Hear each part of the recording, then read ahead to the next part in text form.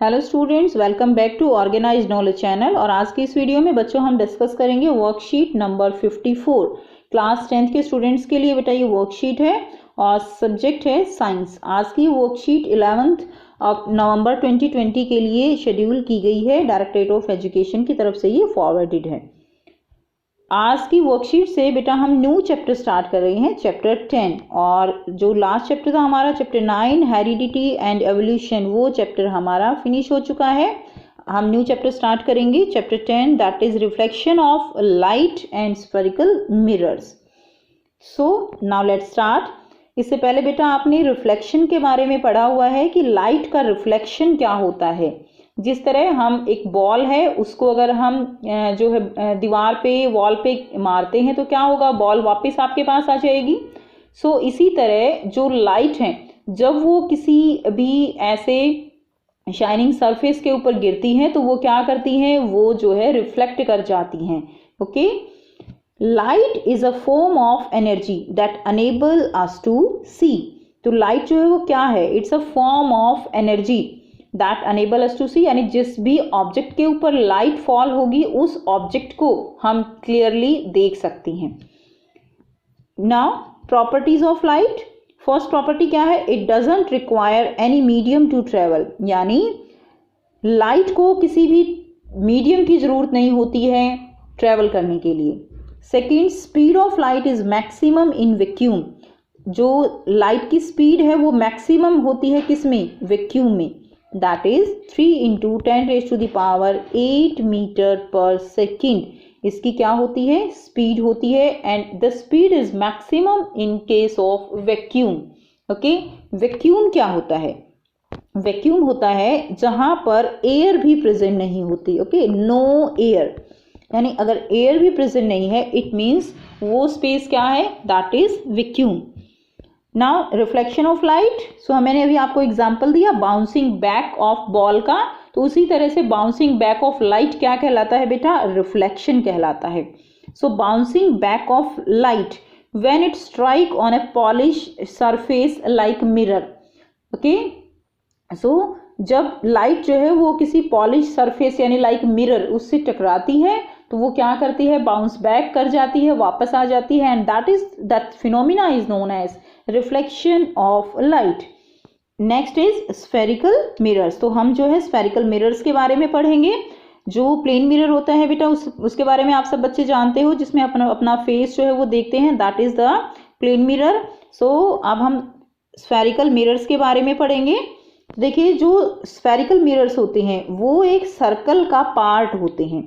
मान लीजिए ये सर्कल है, इसमें मैं इसको अगर पार्ट्स में इस तरह से इसको डिवाइड कर लिया मैंने, तो यहाँ पर अगर मैं इसका ये आउटर सरफेस पॉलिश कर देती हूँ, आउटर सरफेस ये वाला सरफेस अगर मैं पॉलिश करती हूँ तो ये अंदर वाली रिफ्लेक्टिंग सरफेस होगी और ये जो मिरर होगा it will B concave mirror. Okay, क्या होगा, ये कॉनकेव मिरर होगा। अब इसमें देखिए, अब अगर मैं इसमें हमने अंदर वाला जो है हमारा रिफ्लेक्टिंग सरफेस था, इसमें हमारा रिफ्लेक्टिंग सरफेस बाहर वाला होगा और हम अंदर वाला सरफेस क्या कर देते हैं, पॉलिश कर देते हैं। सो अब ये जो मिरर होगा इसमें क्या होगा, ये जो है हमारा कॉन्वेक्स मिरर बन जाएगा। क्या होगा ये, it will B convex mirror. Okay, concave mirror को हम कन्वर्जिंग मिरर कहेंगे और जो कॉन्वेक्स मिरर है उसको हम डाइवर्जिंग मिरर कहेंगे। कन्वर्जिंग का मतलब इकट्ठा करने वाला, डाइवर्जिंग का मतलब जो लाइट है, बीम ऑफ लाइट उसको फैलाने वाला, डाइवर्ज करने वाला। अब देखिए यहाँ पे रिफ्लेक्टिंग सरफेस मैंने आपको बताया, कॉनकेव के अंदर रिफ्लेक्टिंग सरफेस जो है वो इस तरह से होगा जैसे केव बन जाती है। केव यानी गुफा, तो जैसे केव बनती है उसी तरह आप याद कर सकते हो कि इसमें केव जो है, केव यानी अंदर का जो सरफेस होगा that will be the reflecting surface. So it will be a concave mirror. And in case of convex इसका ऑपोजिट हो जाएगा। नेक्स्ट देखिए, a highly polish surface such as mirror reflect most of the light falling on it. जो highly polish surface होता है बेटा, जो आप कह सकते हो कि पूरी तरह से दूसरी तरफ से पूरी तरह से पॉलिश किया गया है और उसमें जो लाइट उसके ऊपर फॉल होंगी वो क्या होंगी, वो सारी की सारी रिफ्लेक्ट कर जाती हैं। अगर पॉलिश नहीं होगा तो रेज जो है वो आर पार निकल जाएंगी। You are already familiar with the laws of reflection of light, let's recall it. तो आप पहले ही प्रीवियस क्लासेस में लॉज ऑफ रिफ्लेक्शन से फेमिलियर हो चुके हो। ओके, हम उनको डिस्कस करते हैं।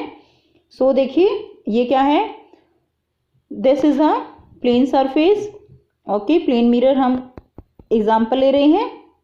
सो इसमें क्या होता है, when the incident ray falling on the surface it get reflected and the angle of incidence, angle I, is equal to the angle of reflection, angle R. So angle I is always equal to the angle R when we put a normal. Okay, तो ये क्या है, this is the law of reflection. Next देखिए यहाँ पर the angle of incidence is equal to the angle of reflection and the incident ray, this is incident ray, normal and the reflected ray are they lie in the same plane. तो ये क्या है, same plane में लाई कर रहे हैं। So this is the second law. Next is concave and convex mirror, चाहे mirror कोई भी होगा उसमें ये लॉ जो है ये सब में फॉलो होंगे। Okay, so same is in concave and same is in convex mirror. अब यहाँ पे आप समझ सकते हो कन्वर्जिंग एंड डाइवर्जिंग। यहाँ पे देखिए जो रेज हैं वो क्या कर रही हैं, वो एक जगह पे क्या होंगी, वो फोकस हो जाएंगी। ओके, एक जगह पे कॉन्केव मिरर उनको मिला देगा, इसलिए ये क्या है, it's a converging mirror. And convex mirror क्या करेगा, जो रेज हैं जैसे ही रेज आएंगी ये इनको मिलाएगा नहीं, इनको क्या करेगा, दूर दूर फैला देगा ऐसे। तो इसलिए ये क्या है, ये मिरर है convex mirror, that is the diverging mirror. अब बेटा हम इसमें करेंगे कुछ इंपॉर्टेंट पॉइंट्स जो हमें काफ़ी हेल्प करेंगे रे डायग्राम ड्रॉ करने में। अब हम समझ लेते हैं, हमने पढ़ा कि जो स्फेरिकल मिरर्स होते हैं उनकी जो सरफेस वो जो है कि सर्कल का पार्ट होते हैं। ओके, सो ये क्या है, इसका सेंटर होगा, तो इसको हम क्या बोलेंगे, इट विल बी सेंटर।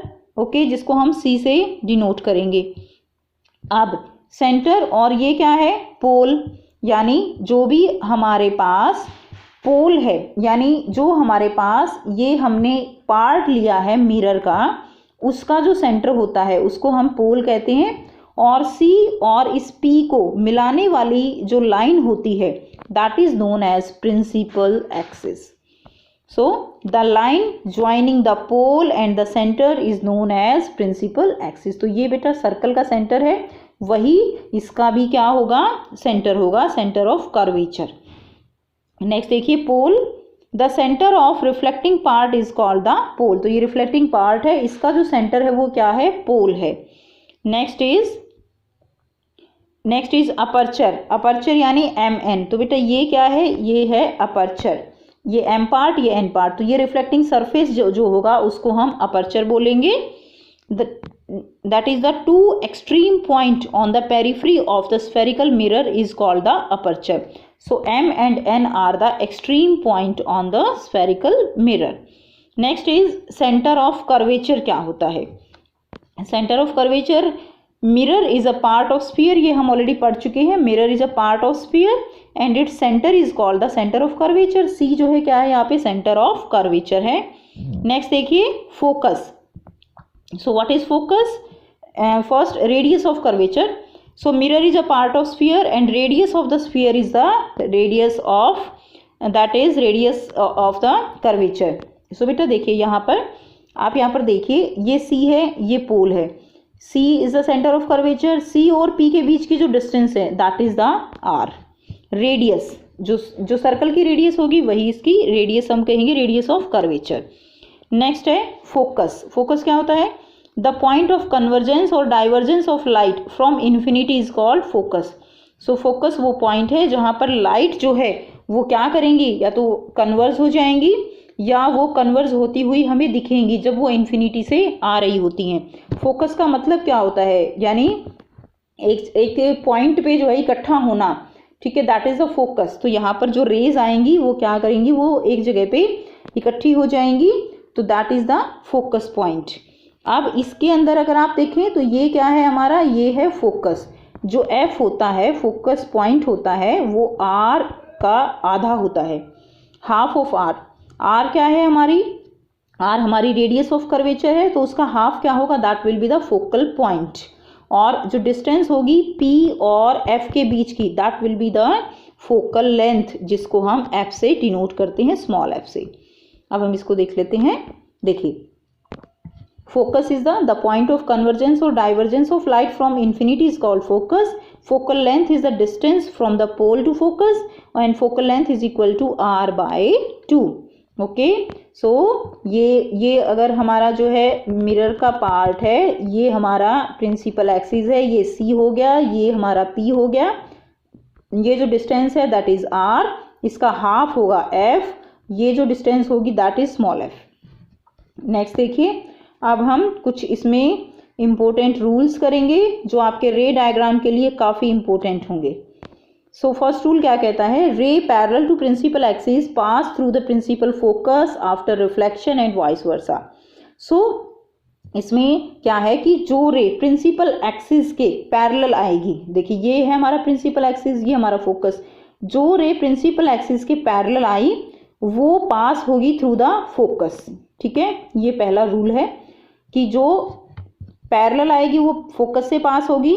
दूसरा यहाँ पे साथ साथ ये भी हो जाएगा कि जो रे फोकस से पास होगी, ठीक है, ये फोकस है, जो रे फोकस से पास होगी वो पैरेलल निकल जाएगी, यानी ये दोनों एक दूसरे के ऑपोजिट होंगे। पैरेलल आएगी तो फोकस से निकलेगी, फोकस से निकलेगी तो पैरेलल चली जाएगी। नेक्स्ट देखिए, सेम जो है यहाँ पे ये कन्वर्जिंग मिरर है, ये डाइवर्जिंग है, तो यहाँ पे क्या हो रहा है, डाइवर्ज हो रही है, लेकिन ये फोकस पे मिलती हुई हमें जो है यहाँ पर प्रतीत होगी। नेक्स्ट देखिए, सेकंड रूल क्या कहता है, ray passing through the centre of curvature reflect back along same path as it falls normally. Centre of curvature से अगर कोई रे पास होती है, यानी ये C है, अगर इससे कोई रे पास होगी तो ये जिस पाथ से आई है उसी पाथ से वापस चली जाएगी। ओके, ये कहीं रिफ्लेक्ट नहीं होगी, ये सेकंड लॉ है। थर्ड लॉ क्या कहता है, ray incident obliquely at the pole reflect obliquely such that angle of incidence is equal to the angle of reflection. अगर रे जो है वो ऑब्लिकली पोल के ऊपर जो है आती है, ठीक है, ये क्या है हमारा पोल, ये हमारा प्रिंसिपल एक्सिस, अगर रे पोल के ऊपर फॉल होती है तो पोल से ही वो क्या हो जाएगी, वो ऐसे वापस चली जाएगी। एंगल I यहाँ पर एंगल R के इक्वल होगा। ओके, तो ये हमारा हो गया थर्ड रूल। अब हम बेटा यहाँ पे कुछ क्वेश्चंस दिए गए हैं, उनको देख लेते हैं। फर्स्ट क्या है, right the rules for images through spherical mirror and draw the रे डायग्राम। तो बेटा रूल्स हमने अभी किए हैं, इसको आप प्रैक्टिस जरूर करेंगे। अगर बेटा आप इनको प्रैक्टिस नहीं करेंगे तो ये चैप्टर आपके लिए यूजलेस हो जाएगा। इस चैप्टर से 5 मार्क्स का क्वेश्चन ज़रूर आता है, और जब तक आपको रे डायग्राम्स नहीं आते, आप ये चैप्टर जो है आपके लिए फ्रूटफुल नहीं होगा। ओके, तो इनकी आप रूल्स की प्रैक्टिस करेंगे तभी आप रे डायग्राम्स जो है वो बना पाएंगे। नेक्स्ट सेकंड क्वेश्चन क्या है, draw concave mirror and mark pole focus and centre of curvature. तो बेटा ये जो है इसमें आप ये वाला डायग्राम बना दीजिए।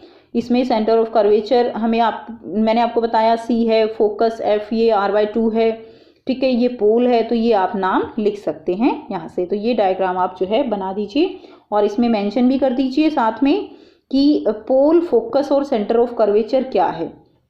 सो इसमें देखिए P क्या है, ये पोल, C जो है ये है सेंटर ऑफ कर्वेचर, बेटा आप लिख सकते हैं, एंड F क्या है, ये क्या है, फोकस। तो ये आप मार्क कर दीजिए। ओके, तो ये थी बच्चों आपकी आज की वर्कशीट। आई होप बेटा आपको वर्कशीट क्लियर है। कोई भी प्रॉब्लम है तो आप कमेंट करके पूछ सकते हो। वीडियो अच्छी लगी तो लाइक शेयर जरूर कर दीजिए, चैनल को सब्सक्राइब कर लीजिए, and thanks for watching. Have a nice day.